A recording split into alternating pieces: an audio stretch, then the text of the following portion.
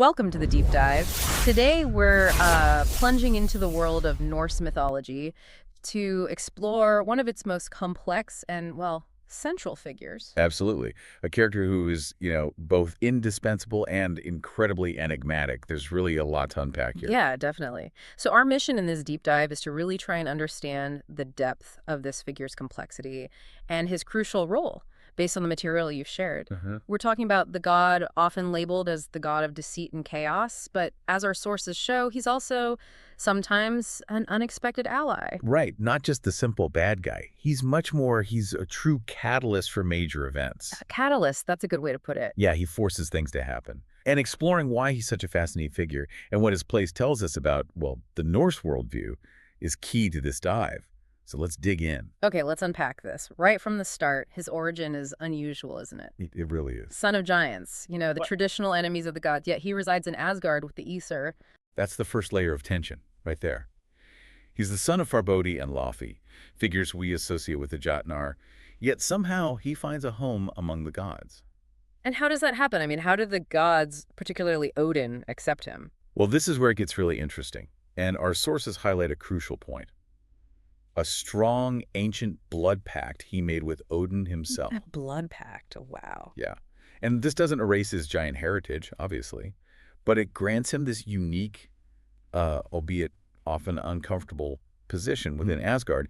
He's fundamentally an integrated outsider. Integrated outsider, I like that. He belongs through alliance, Yeah. not birthright. And that tension, it just permeates everything he does. Right, that feeling of not quite fitting in, constantly navigating that dual nature. Now, his powers, they perfectly reflect this, don't they? They really do. He's a master of shape-shifting and illusion. Exactly. A formidable trickster, capable of transforming into pretty much anything, a mare, a seal, a fly, even an old woman sometimes. So these abilities are the tools of his cunning, his unpredictability. Precisely. And it's noteworthy that unlike Thor or Freya, he didn't have a cult devoted to him. He wasn't worshipped in the same way. Interesting. So not worshipped, but He was more of an unavoidable force, you could say, an agent of necessary disruption, maybe. necessary disruption. And the descriptions, they paint him vividly. Beautiful, but with an evil spirit. That's how some sources put it. And known for being very changeable, voluble. Very changeable, yes. He's constantly stirring up trouble often out of self-interest. He absolutely loves causing problems then. It seems like it, yeah. Often just to see what happens or, what he can gain. But the paradox is his cunning, his astucia, while usually self-serving, sometimes actually ends up getting the gods out of jams. Often jams he created in the first place. Exactly. That's the irony of it. Okay, let's look at some of those key relationships that define him.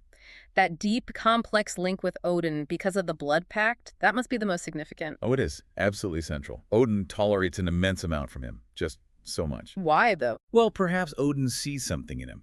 Maybe a necessary dark side or, like we said, a disruptive force that the divine order somehow requires.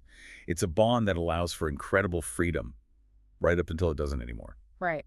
And his relationship with Thor, they're often depicted together, almost like reluctant travel buddies. They are companions on many adventures, but there's always that undercurrent of tension, doesn't it feel like?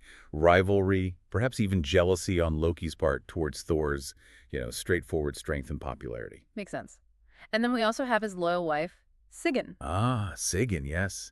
She's quite a figure, a symbol of enduring loyalty, but also, suffering. She stays with him, even through his worst punishments. Which contrasts sharply with his union with the giantess Angrboda. It does. And if we connect this to the bigger picture, this union is incredibly significant. Angrboda is the mother of the great monsters prophesied to bring about Ragnarok. The big three. Fenrir, the wolf destined to kill Odin. Jormungandr, the world serpent who fights Thor. And Hel, the goddess ruling the underworld of the dead. These aren't just offspring. They are literal embodiments of the destructive chaos Loki fathers. Wow. And we can't talk about his progeny without mentioning the strange story of Sleipnir, Odin's incredible eight-legged horse. Right. That story perfectly encapsulates Loki's nature, doesn't it? Sleipnir is born when Loki, in the form of a mare, tricks a giant builder to save Asgard.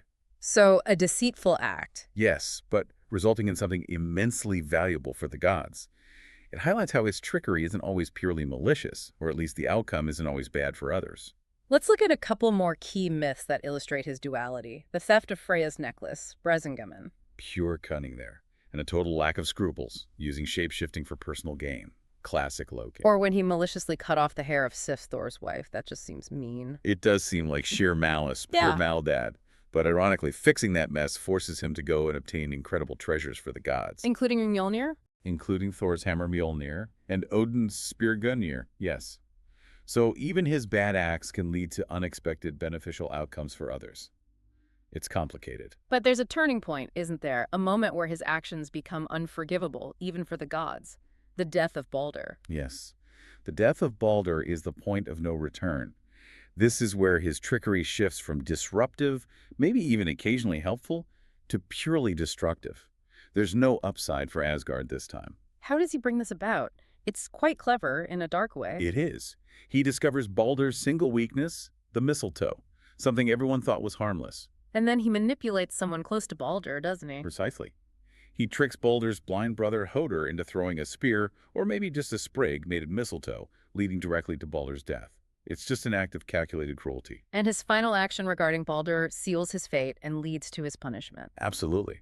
He disguises himself as a giantess, Thok, Yeah. and is the only being in the entire universe who refuses to weep for Balder. Which prevents his return from the underworld. Exactly. That refusal, that absolute lack of empathy, that's the breaking point for everyone. Which brings us to his brutal punishment. It's pretty grim. It's horrific, tied with the entrails of his own son, Vali, with a venomous serpent dripping venom onto him constantly. And his loyal wife, Sigyn, is there, trying to catch the venom in a bowl. It's a horrifying image of suffering. But this isn't his final act. Because Ragnarok is coming. Exactly. The prophecy of the end of the world, the twilight of the gods, and Loki is freed from his bonds for this. Free to seek vengeance. You could say that.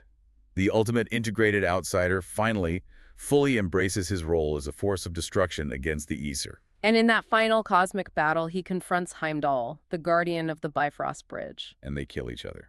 A fitting, dramatic end for two such opposing forces, wouldn't you say? Definitely. And we see his monstrous children, Fenrir and Jormungandr, also fulfilling their destructive roles, killing Odin and fighting Thor.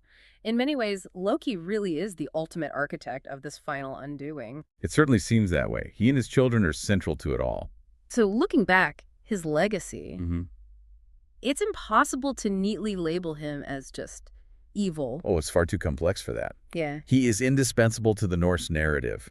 He represents that necessary, maybe dynamic between chaos and order. His cunning can create or destroy. Exactly. That constant tension of being inside and outside that's central to his character. Hmm. He embodies the idea that change, even, destructive change, is an inherent part of the cosmic fabric. He's a complex, indispensable figure. It really makes you wonder, doesn't it? Does every structure or order, whether in mythology or perhaps even in our own societies, inevitably need its own Loki? Mhm. A disruptive force that challenges the status quo, breaks things down, and ultimately forces change, even if it's towards a final end. That is a truly provocative thought to leave with. Until next time.